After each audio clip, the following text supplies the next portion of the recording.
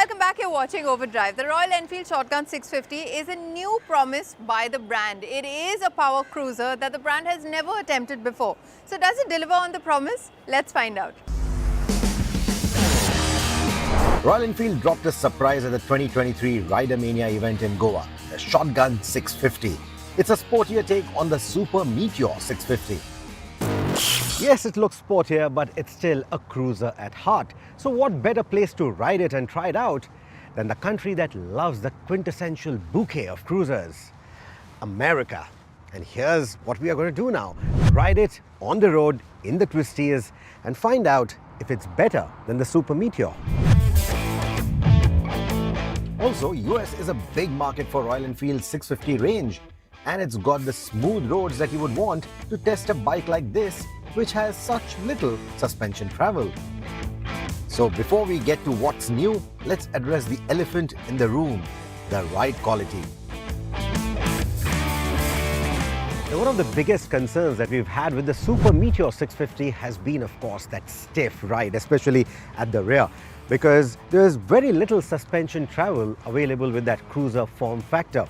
However, with the Shotgun, Royal Enfield has increased the height of the rear suspension because the rear fender also sits a little higher.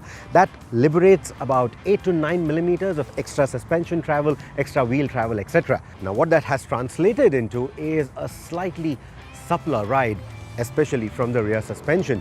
Now, we had very smooth roads on most of our ride today, but we did get a few bad patches of road where we could test it out. So yes, the ride quality is an improvement over the Super Meteor, but back home, the ride is still going to feel a bit firm. It's not going to be as bone-jarring as the Super Meteor, but it's going to be a little suppler than that.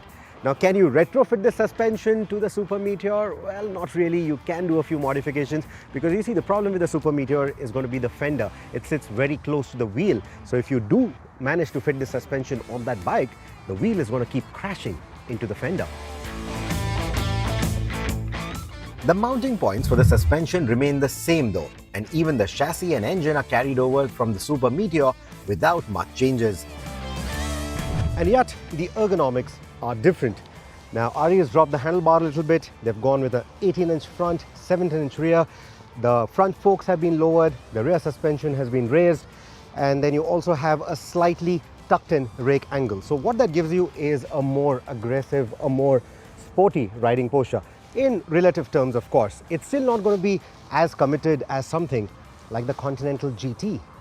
The Shotgun also gets these mid-mounted foot pegs. These not only safeguard a bit of the RE heritage by maintaining a 90-degree knee angle akin to a classic, but also contribute further to the sportier riding style compared to the Super Meteor.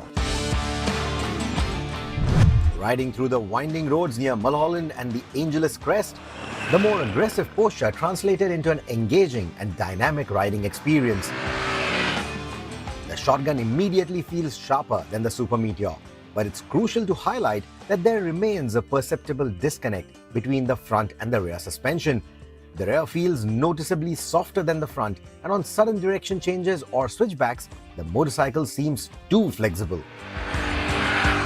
It isn't unnerving though, and once you get the hang of it, the Shotgun becomes a hoot to ride. It feels more responsive to rider inputs, offering a sense of connection with the road that enthusiasts crave. You can lean on the front end a lot more, and the front end feel and the confidence is of a higher degree than any of the 650 siblings. And that says a lot about the handling package of the Shotgun. So much so that I'm now yearning for Royal Enfield to use this magic potion on the Continental GT 650, which will now feel lethargic in comparison to the Shotgun's quick turn-ins. The feelers on the foot peg of the Shotgun are still not going to be as long as the one on the Continental GT, but the cornering clearance, well, the kind of limit that you have with it, the front end feel is actually quite good because you're not really leaning the bike too much. So that front end feel is good, the overall grip is quite nice. So within these limits, I think it performs quite well. The parallel twin motor, unchanged from the Super Meteor, offers excellent low and mid-range response. It's well tuned for city commuting and cruising at 120 kilometers on the highway, while pushing it around bends requires more gear shifting due to the quick revving nature of this engine. Maintaining a brisk pace utilizes the mid-range effectively.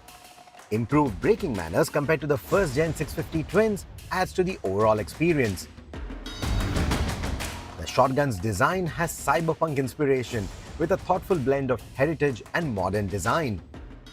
Inspired by the current custom motorcycle trends, it emphasizes its roles as a bare-bones variant of the Super Meteor 650. The bold color schemes, low belt line and a brand new silhouette make for a visual narrative that speaks about Royal Enfield's commitment to evolution. Created to offer a canvas for custom bike builders, it allows both new and experienced builders to showcase their creativity.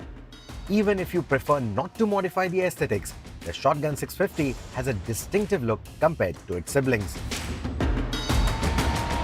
Of course, its biggest competition is going to come from its own stablemates. But I think by offering this unique blend of heritage and modernity, I think the Shotgun 650 has a lot going for it. But only time will tell how the market reacts. From where I'm standing, I think this is one excellent motorcycle. A very good addition to the already existing lineup, an exciting lineup of the 650s. With that, we've run out of time on this week's episode of Overdrive. But remember, you can stay in touch with the team through our various social media platforms. You can also write into us on our YouTube channel. We'll see you next week. Until then, goodbye. Many thanks for watching.